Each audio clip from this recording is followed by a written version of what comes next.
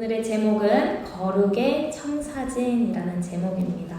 오랜만에 에스겔을 다시 돌아왔습니다. 큐티를 계속해서 하시던 분들은 청사진 드디어 끝나는구나 라고 생각을 하시겠지만 다시 한번 복습해 봅니다. 첫 번째 질문입니다. 전반부는 심판에 대한 이야기였습니다. 그 심판의 이야기가 지난 후 후반부에는 어떠한 메시지가 선포되었을까요? 회복 맞습니다. 회복에 대한 이야기가 선포되어집니다. 두 번째 질문입니다. 에스겔은 전반부에도 후반부에도 하나님의 사명을 받습니다. 그 역할이 무엇이었습니까? 파수꾼. 한혜자 권사님 100점입니다. 네, 파수꾼의 역할입니다. 그래서 이 파수꾼의 사명, 에스겔뿐만 아니라 우리도 감당해야 하는 사명이다 라고 배웠습니다. 33장을 시작하면서 그 파수꾼의 사명을 하나님께서는 다시금 알려줍니다.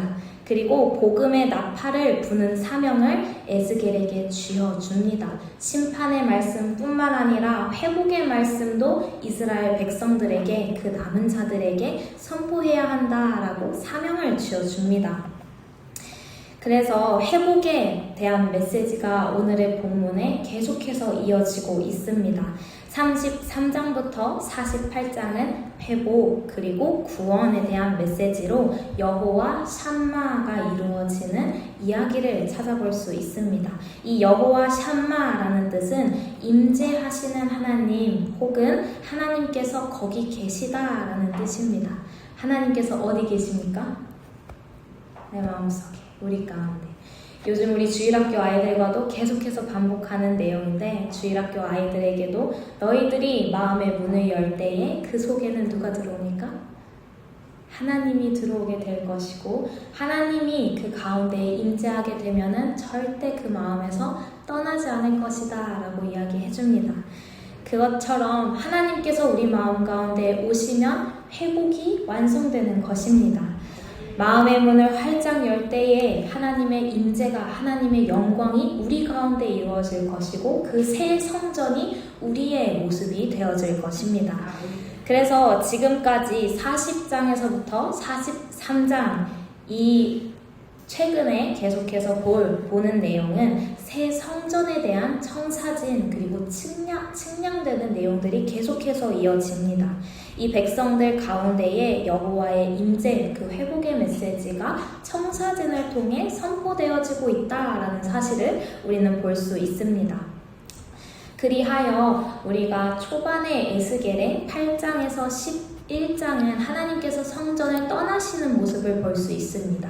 하지만 마지막에 우리가 내일 볼 43장 같은 경우에는 하나님이 떠나셨던 그 성전을 주님께서 다시 새롭게 지으신 그 새 성전 가운데 다시 들어오는 것을 우리는 찾아볼 수 있습니다. 오늘의 본문은 에스겔서의 후반부 주제인 회복에 대한 이야기입니다.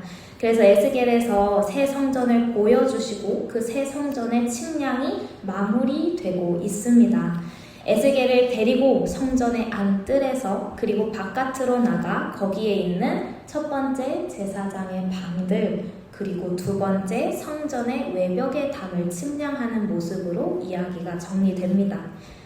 그래서 이 성전의 측량 그리고 이 청사진을 에스겔의 환상을 통해 보여주신 이유가 무엇일까요? 우리 함께 본문의 20절 함께 읽습니다. 그가 이같이 사방을 측량하니 그 사방 담 안 마당의 길이가 500척이며 너비가 500척이라 그 담은 거룩한 것과 속된 것을 구별하는 것이더라. 아멘. 주님께서 이렇게 자세하게 우리에게 청사진을, 에스겔에게 환상을 통해 청사진을 보여준 이유가 무엇입니까? 거룩한 것과 속된 것을 구별하기 위함입니다. 하나님은 죄를 싫어하십니다. 그리고 죄와 함께 할 수 없습니다. 그렇기 때문에 반드시 구별되어져야 합니다. 구별되다라는 이 뜻은 창세기 1장에서 하나님께서 빛과 어둠을 가르실 때 그리고 궁창에 물 위와 그리고 그 아래를 가르실 때, 나누실 때 사용된 동일한 단어입니다. 그래서 거룩은 해도 되고 안 해도 되는 것이 아닙니다. 선택사항이 아니고 하나님의 부름을 받은 백성으로서, 자녀들로서 마땅히 행해야 하는 것 중에 하나입니다. 우리 함께 레위기서 19장 2절의 말씀 함께 봅니다. 너는 이스라엘 자손의 온 회중에게 말하여 이르라. 너희는 거룩하라. 이는 나 여호와 너희의 하나님이 거룩함이니라. 아멘. 베드로전서 1장 15절에서 16절 함께 봅니다. 오직 너희를 부르신 거룩한 이처럼 너희도 모든 행실에 거룩한 자가 되라. 기록되었으되 내가 거룩하니 너희도 거룩할지어다 하셨느니라. 아멘. 복잡한 것 같지만 참 단순합니다. 하나님께서 거룩하신 분이기 때문에 백성된 우리는, 왕같은 제사장된 우리는 동일하게 거룩함을 지켜야 하고 거룩해야만 합니다. 레위기에서는 너희는 거룩하라. 나 여호와 너희 하나님이 거룩함이니이다 라고 말씀하시고, 베드로전서에서는 너희를 부르신 거룩한 자처럼 너희도 모든 행실에 거룩한 자가 되라 라고 당부하고 있습니다. 죄의 자리에서 떠나 그 속된 것에서 구별되었을 때에 우리는 거룩할 수 있다라고 이야기합니다. 세속과 거리가 있어야 합니다. 그리고 선이 그어져야만 합니다. 그렇기 때문에 우리가 40장부터 시작된 이 성경의 측량은 결국 하나님의 거룩함이 훼손되지 않기 위하여, 그리고 거룩함과 속된 것에 명확한 선이 필요했기 때문에 그 구별을 위하여 필요했던 말씀이다라는 사실입니다. 본문의 성전을 보게 되면 모든 건물들과 물건들은 거룩합니다. 그리고 그 중에서도 오늘 나오는 것은 제사장의 방이 등장합니다. 특별히 거룩한 곳이다, 거룩한 곳이다 계속해서 반복적으로 나옵니다. 제사장의 방은 하나님의 특별한 거룩한 직분을 맡은 제사장들이 지내는 곳이었습니다. 함께 본문 13절과 14절 함께 봅니다. 그가 내게 이르되 좌우 골방 뜰 앞 곧 북겉 남쪽에 있는 방들은 거룩한 방이라. 여호와를 가까이 하는 제사장들이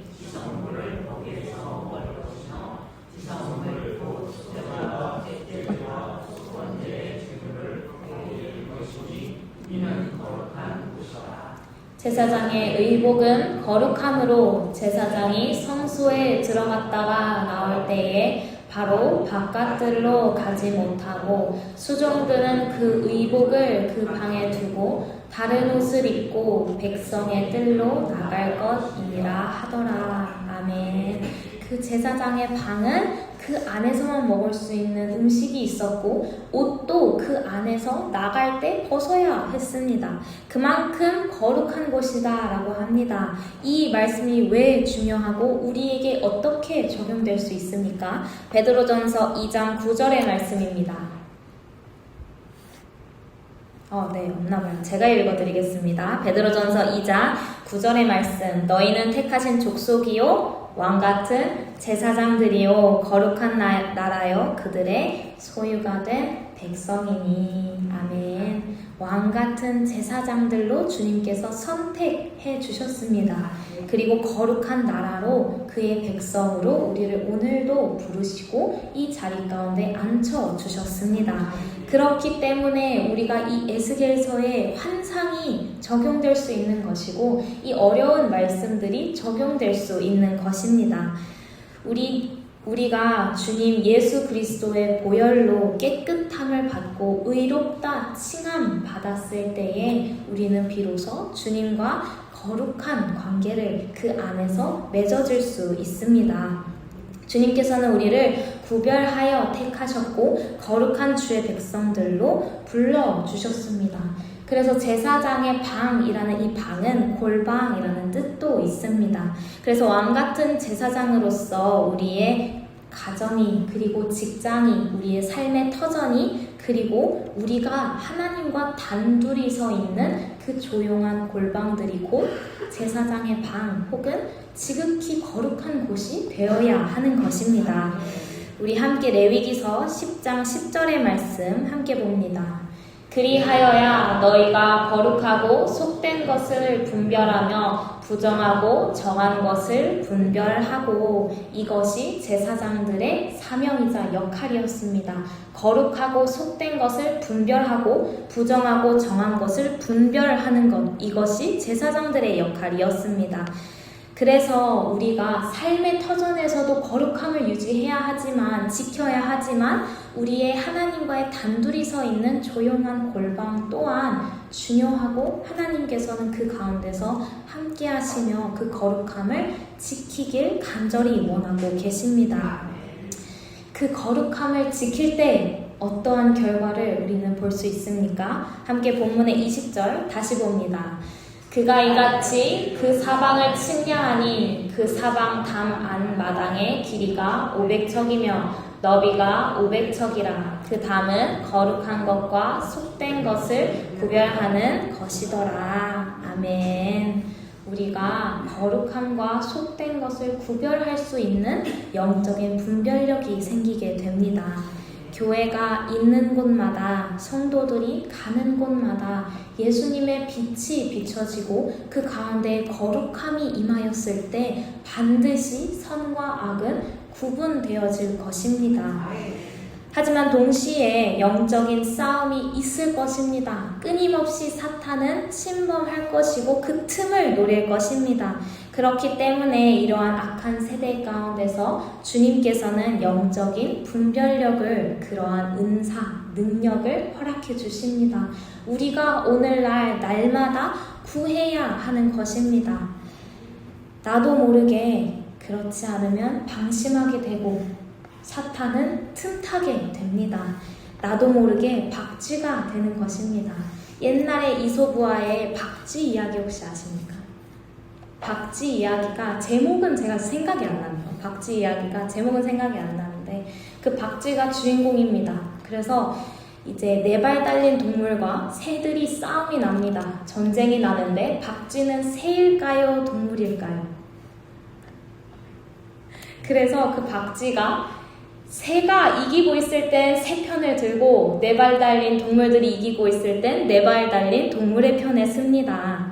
근데 그것을 동물들이 알까요? 모를까요? 나중에 들통이 납니다. 그래서 결국에는 새한테서도 환영받지 못하고 그 4발 달린 동물에게서도 환영받지 못하고 그 가운데서 추방당하게 됩니다.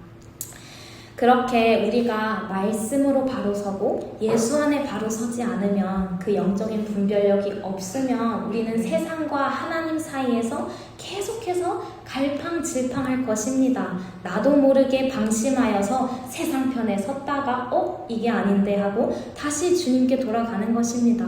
그러다가 주님 안에 있다가 저거 좀 맞는 말인 것 같은데 하면 다시 세상 편으로 돌아가게 되는 것입니다. 그래서 똑같습니다. 박쥐처럼 우리도 하나님과 그리고 세상 가운데 양쪽을 기웃거리는 그 행동들을 우리는 말씀 안에서 바로 잡아야 하는 줄 믿습니다.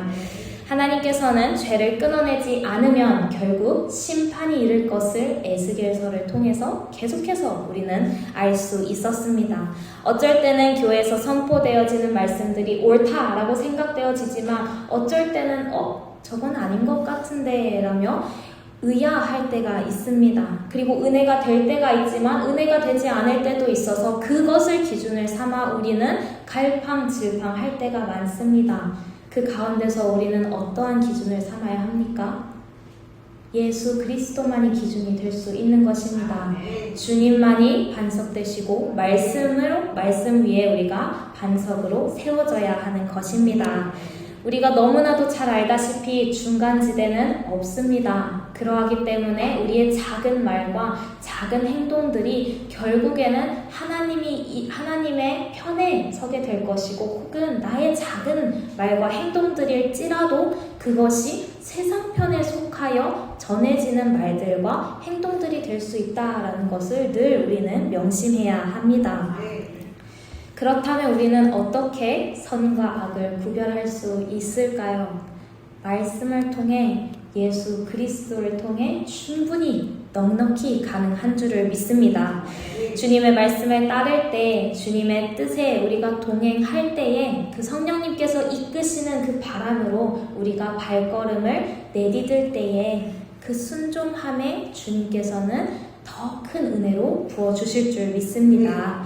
그 가운데서 우리가 주님의 예수의 길을 따라갈 때에 점점 죄와 멀어질 것이고, 세상과 구별되어질 것이고, 그리고 주님의 거룩한 백성으로, 왕같은 제사장으로 완전히 세워질 수 있습니다. 하나님의 말씀을 모르고 그리고 주님의 말씀을 듣지 않는 사람들이 어떻게 영적으로 분별할 수 있겠습니까? 하나님의 말씀을 듣지 않고 혹은 원하는 것만 들어서는 영적인 분별력을 절대 가질 수 없습니다. 그렇기 때문에 우리가 계속해서 AI와 유튜브를 통해 계속해서 흘러나오는 그 정보들의 분별력은 말씀을 통해서 이루어질 수 있습니다. 그 어떠한 것도 예수 그리스도의 기준에서는 명확하게 갈라질 것입니다. 이것이 선인지 악인지, 이 길이 생명의 길인지 죽음의 길인지 예수 그리스도의 기준에 서 있을 때 절대 흔들릴 수 없습니다. 시편 119편 105절의 말씀은, 주의 말씀은 내 발의 등이요 내 길의 빛이니이다 라고 말씀하십니다. 주님의 말씀만이 우리의 길이자 빛이 될 줄을 믿습니다.